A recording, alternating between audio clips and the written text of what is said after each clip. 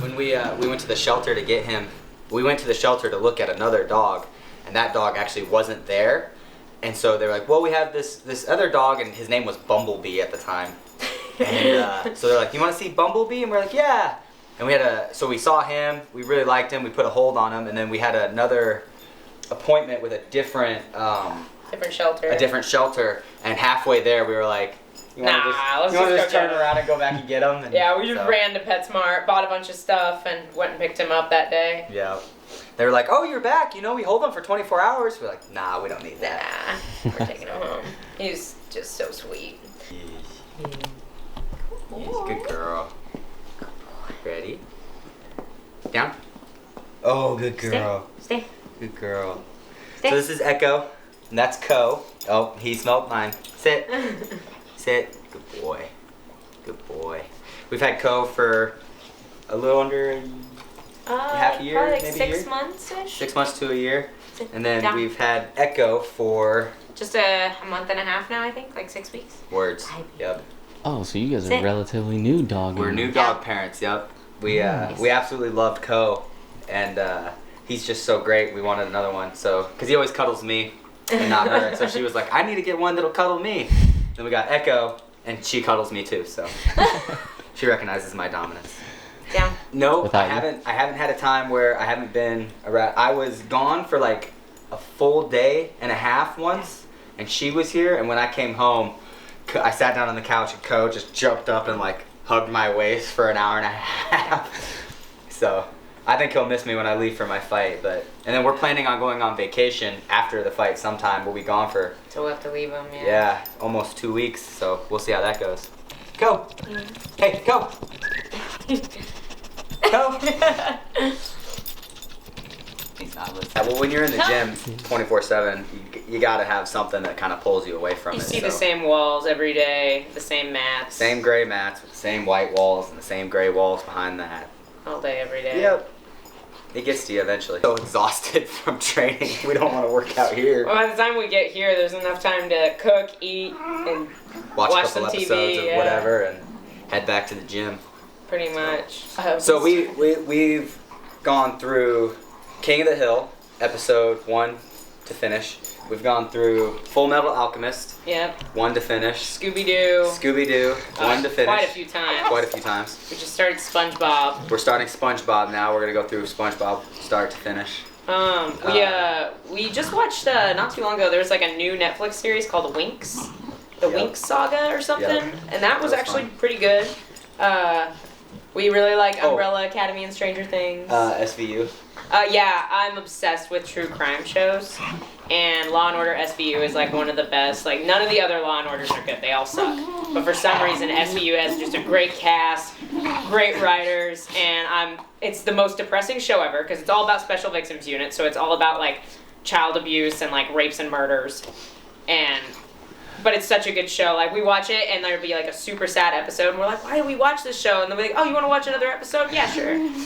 We started it in the lockdown. When we were in lockdown, we started it from episode 1, season 1, and now we're on season 17, 18, 19. Oh, not 19. We're on season 19. But they're still making them now too. Yeah. Like it's one of the longest running shows. I think We've almost caught up. Like 1999. Yeah. So this crown was actually a gift from my one of my sponsor guys, and I thought that was pretty cool. And then these gloves were a gift from James, right? Like maybe 2 years ago, and I don't really use them anymore, but I use them for decoration now. So I think those go together pretty well. Yeah, we've been talking about mounting them up. Yeah. And then this is her belt that she won in the amateur title, and then this is a TV guide remote. So. Yeah. I mean, like amateur belts. What if you get a UFC one? Oh, that's I'll throw that way too. No, you stop.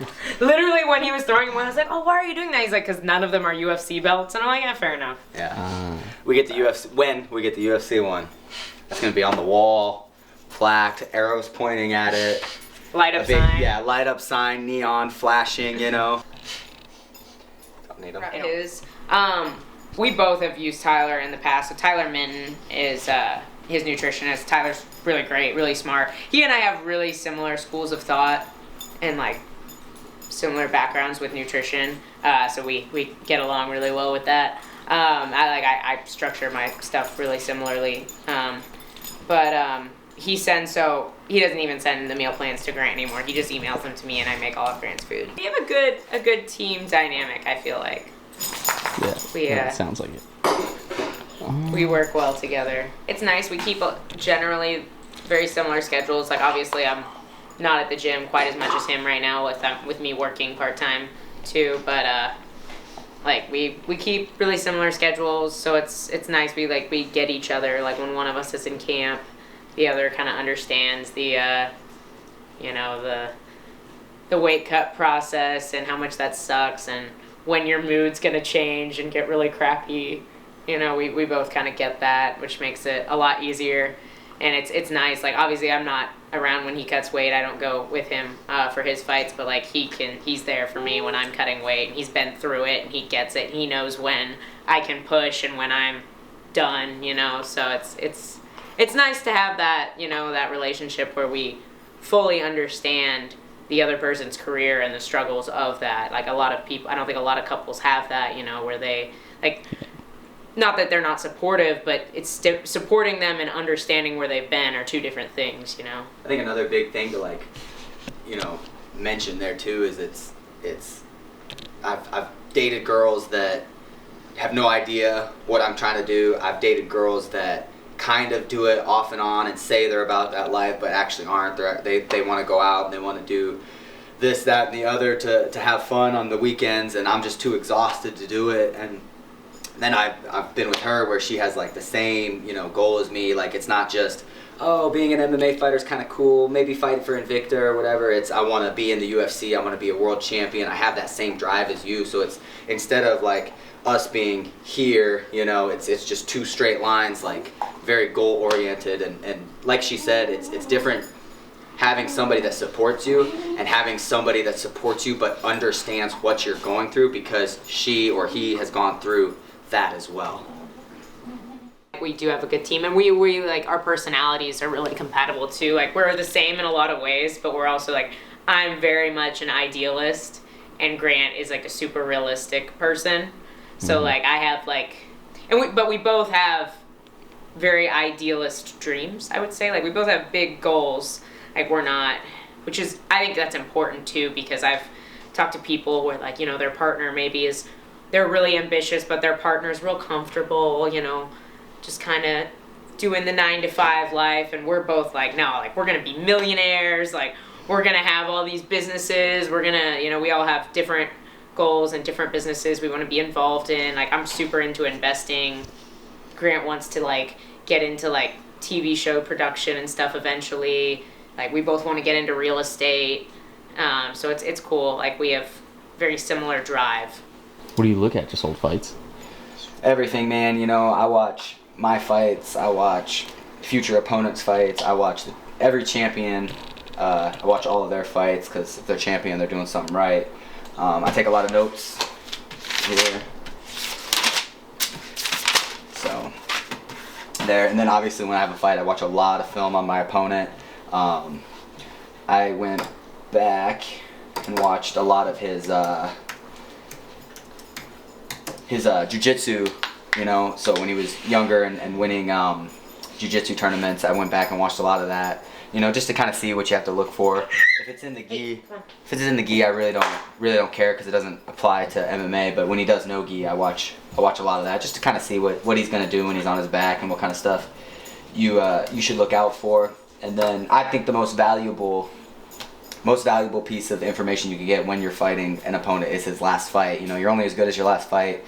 If you're doing everything right, you should be that good, or that should be your best fight, right? So if you're making mistakes, you're probably going to make those mistakes again. So that's what I like to look for. And I guess really what I do is I watch fights in three ways. I watch fights as a fan, I watch fight as an analyst, and then I watch fights as what would I do against that style. So the first time I'm just trying to enjoy the fight, trying to watch, oh, that was cool, this was cool, stuff like that. And then when I watch it as an analyst, it's like, okay, he's doing this right, he's doing this wrong, this is working because this guy is doing this, fighter A is doing this to fighter B, and then when I watch it again for myself, what would I do against that? What would I do in this position? What would I do to get him into this position, you know? So I really rewatch fights all the time. And I'm really, really big on film study. I think that, especially for young fighters, the best way to get good fast is to train hard.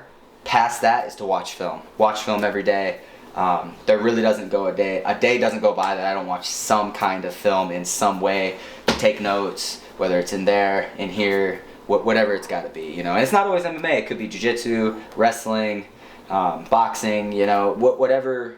It all applies. Any type of combat sport, you can find something that'll apply. Cam's fighting this weekend. Obviously, I've seen all these fights before. We worked on this, but I like to do a lot of, you know, look back on his fights, how he does. It's really cool. It's actually really cool because his opponent is tall and lanky striker, and Cam has already fought a tall, lanky striker here. So you can really see what he's gonna, you know, have to do, get in, get out, what his kind of style is, you know. And I watch film on all the guys that we train with, a lot of the amateurs that we do, you know. A lot of the times, one of our guys will get a fight and be like, oh, it's this guy and this guy. I'll be like, oh, I know who that is. I watched him fight the other day, you know. Just immersing yourself in film, immersing yourself in all kinds of stuff that you can do. And it's really big to, especially when you're from a coaching aspect, when you're watching your fighters compete, you know, you see them in the gym every day, but the gym is not competition. So you see what you have to work on in the gym, and then you see what you have to work on when they're throwing punches big, they're trying to knock you out, they're trying to knee you in the face. So it's really great, both sides. And then I can also see things that I do wrong, you know, by watching other people do it. I'm like, hey, he probably shouldn't be doing that. And then you kind of check yourself and you're like, do I do that? Is that something that I do? A lot of the times, you know, I'm as I've said in other videos, you know, even if you're watching TV or watching something like that, it can all be applied to MMA, you know. And one of the best ways here is watching, you know, your friends or your teammates or people you don't even know do some crazy things. You know, I love watching amateur fights, especially low-level amateur fights, because they'll do anything. They'll go crazy. They'll flip through on this, and sometimes they get it right, and you're like, could I apply that? You know, could I sharpen that up and make that something that I use? You know, and that's, you know, taking notes really helps. You know, you can kind of look back on those and be like, okay, I saw this. This was cool, and yeah, it's just. I can't talk enough about how important film study is, and for you younger fighters out there and you older fighters, you know, getting better is huge on film study. So I corner a lot of the guys. I would say that I'm the number 2 at the gym. You know, James is the head coach, and then I would say I'm the assistant MMA coach. And I coach a lot of those guys, but a couple of the guys, you know, we talked about in the last episode, you know, the gang that we hang out with, those 6 are a lot of times my main focus. You know, we're about to go on a 3.5-hour drive for Cam's next fight, and I don't see a lot of coaches doing that for their amateur guys. And I think that's one thing that makes our team different is, you know, we're a family with everybody, whether you're in the UFC or you're an amateur trying to be in the UFC. If you put in the work like Cam does, like Mo does, like Sean does, I don't care if you're an amateur. If you put in the work, I'm gonna make the time for you. You know, whether it's one-on-one or in practice, as you'll see tonight. Yeah. So basically, we got to start heading to the gym there. I need to be at the gym at 3 o'clock every day. Consistently, I teach Wednesday nights, which is what you guys are about to see. I coach Wednesday night. That's my practice. I coach all the amateurs and pros in that practice at 5:30. Normally, when James is gone, I also cover the classes that he teaches, so the pro classes in the morning. But since I'm in fight camp and he's off with the other fighters, Jason High has been teaching the classes in the morning lately. He's doing a really good job. You guys saw him in the last episode.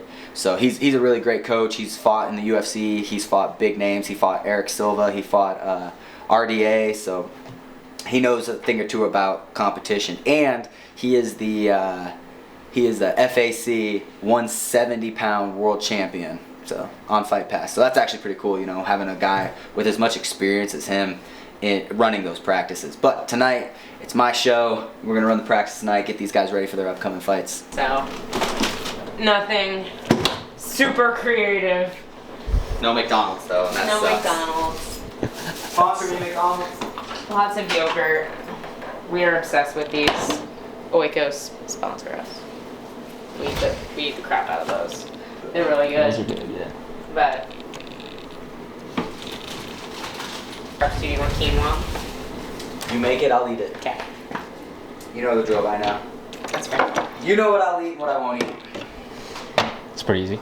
I prep most everything ahead of time because this is what our day looks like. We get back here and we have like 20, 30 minutes to, you know, sit down and eat, and then 20, 30 minutes to maybe do, you know, get something cleaned up or do something around the house, and then we're pretty much back out the door, so. So is this down to like the macros? Yeah, so like this meal, he gets a certain amount of protein portions. That's why we do the yogurt. The quinoa would be like a slow carb. The plums and the nectarine would be a faster carb. It's just faster digesting. And then this is like grass-fed butter from this local farm. It's like Peaceful Hills Farms. Really cute, sweet people. Cute little local farm. I get our eggs and all our butter from there. So it's really good and super fresh. And it's grass-fed, which is nice. So yeah, this is like a real quick meal. Like sometimes we'll do avocado, but this is really easy. How far out does he usually start like getting real strict with it? It kind of depends. Usually I'd say probably like 5 to 6 weeks is when it's like there's really like there's no, we stop on, you know, the, oh, it's okay for me to go out and, you know, a couple times, like once a week or something, or a couple times a month. That's when we get to crunch time and he's pretty focused on it. He's disciplined for a guy who likes to eat so much. Like he, when he's in camp, he's on it, you know, he's on top of it, so. You don't have to lie to him. Tyler's watching, he knows. Thank you. Love you, bye. Did you mean to toss this? Do you want this? Yeah, I'm gonna put it in the freezer when I get back in. Okay, I'm gonna throw it in there before Co eats it. You can probably just set it. You don't have to. Oh, thanks. Thanks. Bye, love you. Love you. Get out of here. Get out of here, you crazy kids. Go, big guy. We're back here at Glory. It's about 5 o'clock in the afternoon here for our second session of the day. This is the practice that I teach. This is an MMA practice. It's more of a beginner practice, but a lot of the pros do actually do this practice. So, you know, we have a pretty good group of guys. It's snowing pretty bad right now, so I'm not exactly sure how many people will show up. But we're gonna work with what we work with. So anytime you see something or like a big fight happens and there's something that's so glaringly obvious, you know, you do want to kind of go over that, because when you look at success and what fighters are doing, you want to implement that into your training, kind of see what they're doing, which is why, once again, film study is so important. But a lot of the times for me, James does a lot of that.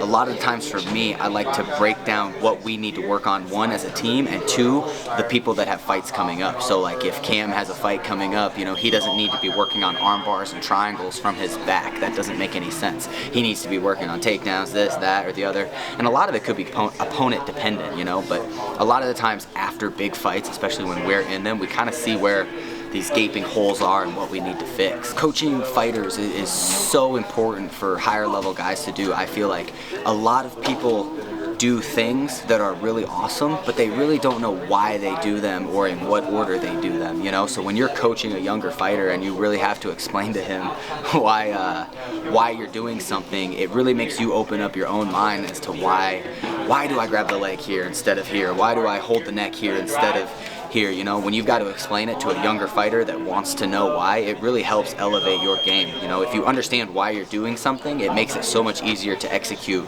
while doing it. So one of my favorite things about coaching is the enjoyment and like the sense of pride that you get when a fighter that you've helped wins, you know? So one of the biggest examples that I use is I was coaching this kid, John O'Brien, and he's actually over there if you want to. I was coaching him for one of his fights, you know, and we noticed, because he's a southpaw and the guy who was fighting was an orthodox, and we noticed the dude holds his elbows really, really tall. So the whole camp we were working on, you know, jabbing and just attacking the liver, attack the liver, attack the liver. 10 seconds into the fight, first thing he throws is a jab, liver kick, puts the dude down, you know, wins the fight. Like, it was just so amazing to be like, I'm the one that like was like, hey, you should go for the liver kick, you know? So there's stuff like that. And then one of my you know, brothers that I helped train, Mohammed Zwolak, one of the coolest things about him is he's a mini me. Like, he really does a lot of the things that I do. People say that when he's rolling with them, he feels a lot like I do, and just all the things that he does are what I do, you know? So to have the sense of pride of like being able to grab this kid that had no experience and now he's rolling a lot like me with only a year and a half into his career. You know, he's undefeated as an amateur. He's looking to go pro here soon. It's just, it's so like awesome. It's so like satisfying. That's the word, satisfying to have these young kids, you know, really come up and be a lot like you or do well in their careers, and you have such a big part to play in it. Like, I've got a group of brothers and a group of fighters that I've put so much time into that, like, if a fight were to ever break out, they're not asking questions. They don't care who's right or wrong. They're taking my side, you know.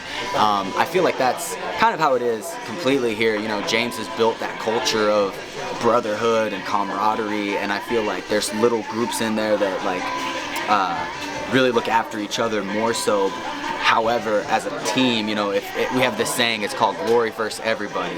If you're not on the team, you know, sorry, I'm gonna side with my brother. Even if I know you and I like you, if it's between you or him, I'm picking him, you know. And I just feel like that camaraderie is something that makes this gym so great. It's a team sport, you know. A lot of people think that this is an individual sport, and you know, find me a world champion that doesn't have a team behind him. Find me a world champion, or even a UFC fighter, a good UFC fighter that doesn't have a support system, or his brothers, you know, supporting him and training with him every day to get him better. This is definitely a team sport, and if anything, it's more so of a team sport because when, you know, somebody doesn't show up to football practice, that person is immediately criticized and put down because he's hurting the team, not just himself, the team.